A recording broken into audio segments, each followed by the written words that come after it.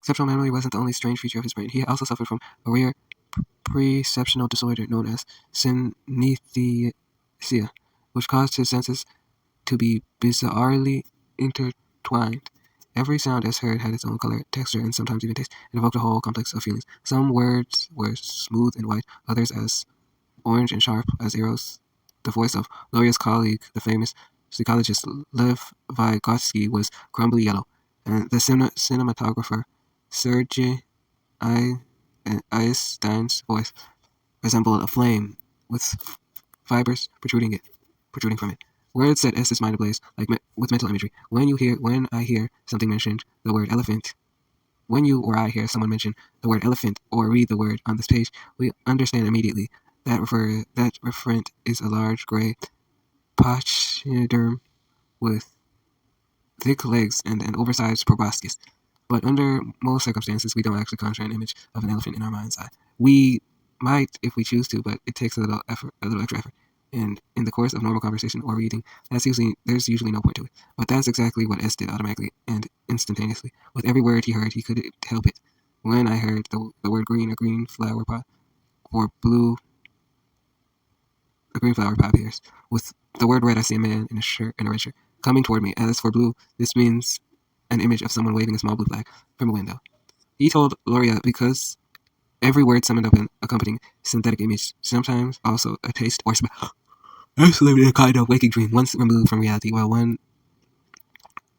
universe unfolded around him, another universe of images blossomed his mind's eye. The images that populated S's head were so powerful that they felt as time indistinguishable from reality. At times indistinguishable from reality. Indeed, one would be hard put to say which was more real for him.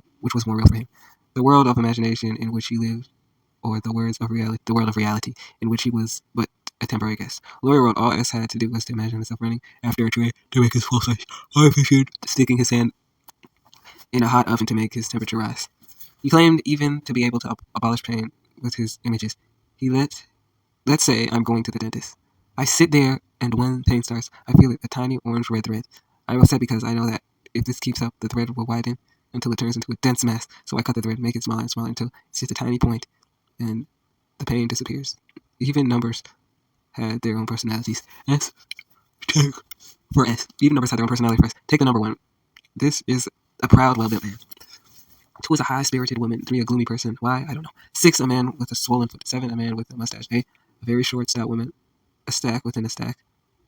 7, a man.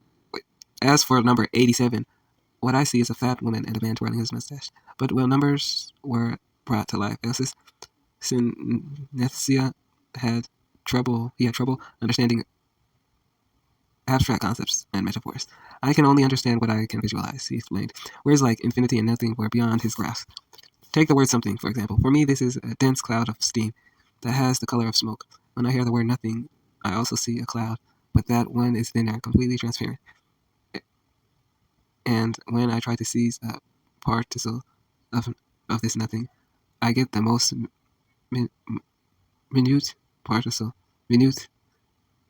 of nothing. S was simply unable to think figuratively. An expression like weigh one's words evoked an image of a scale, not the produce. Not prudence. Poetry was virtually impossible to read unless it was completely literal. Even simple stories proved difficult to understand because his irrepressible image-making would bog him down as he tried to visualize every word, or else send his brain hurtling off to some other associated image. In some other memory, all our memories are like S, bound together in a web of associations. This is not merely a metaphor, but a reflection of the brain's physical structure. The 3-pound mass balance atop our spines is made up of somewhere in the neighborhood of 100 billion neurons, each of which can make upward to 5 to 10,000 synaptic connections with other neurons. A memory, at the most fundamental physiological level, is a pattern of connections between those neurons. Every sensation that we remember,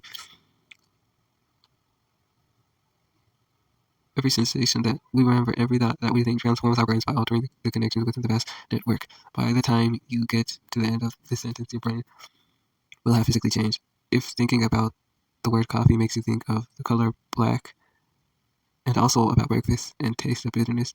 That's a function of cascade of electricity impulses rocketing around a real physical pathway inside your brain, which link a set of neurons that encode the concept of coffee with others containing the concept of blackness, breakfast, and bitterness.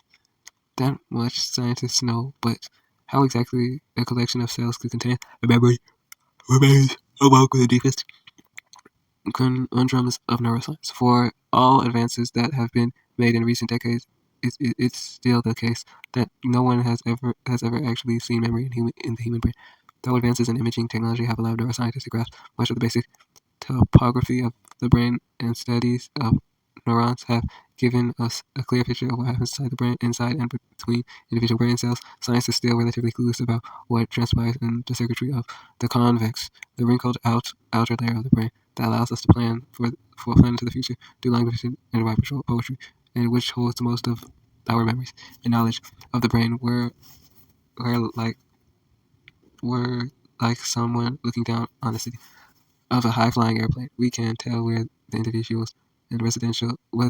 and residential neighborhoods are, where the airport is located, of the main traffic arteries where the suburbs begin.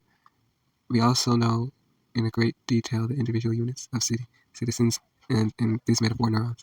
What individual units of the city citizens and in this metaphor neurons look like, but for the past. We can't say where people go when they get hungry, how people make a living, or that any given person's commute looks like.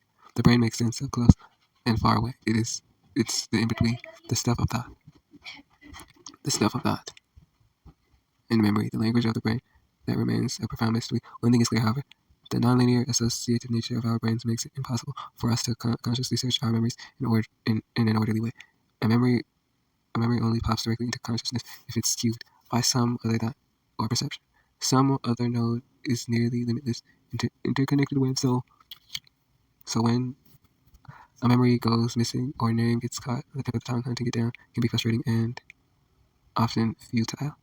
We have to stumble in the dark with a flashlight for cues that might lead us back to the piece of information we're looking for. Her name begins with L. She's a painter.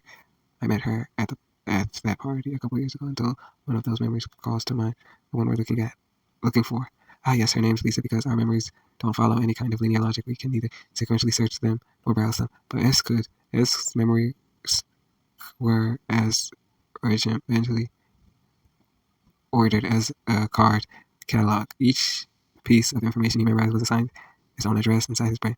Let's say I asked you to memorize the following list of words: beer, truck, college tube, drama, garbage, and watermelon. You might very well be able to remember all 7 of those words, but it's less likely you'll be able to remember them in order. Not so for S. For S, the first piece of information in the list was always, without fail, inextricably linked to the second piece of information, which only be followed by the third. It didn't matter whether he was memorizing Dante's Divine Comedy or mathematical equations. His memories were always stored in a linear chain, which is why he could recite poems just as easily backwards as forward. S kept his memories rigidly organized by mapping them into structures and places he already knew well. When S read through a long series of words, each word would elicit a graphic image